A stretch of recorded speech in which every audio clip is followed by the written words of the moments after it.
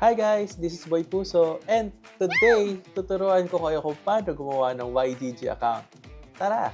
Una, kailangan nyo muna pumunta sa yieldguild.io and then click sign in sa pinakataas, no? Pinakataas na kanan, and then click sign in with email. Ilagay nyo ang email address nyo, tapusin nyo ang CAPTCHA at hit next. Ayan.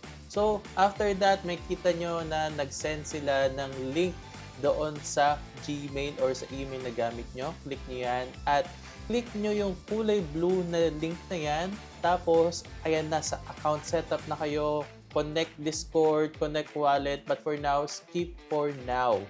Ayan yung display natin. Pwedeng-pwede nyo palitan yung Ebay kung gusto nyo. Ayan. So, if you are done, no, hit next naman. At ayan na, terms and condition, feel free to read, but for now, hit next po muna tayo dyan.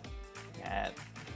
And then, ayan na po ang contact reference. Click nyo yan para ma-notify kayo for quests and rewards and hit create account.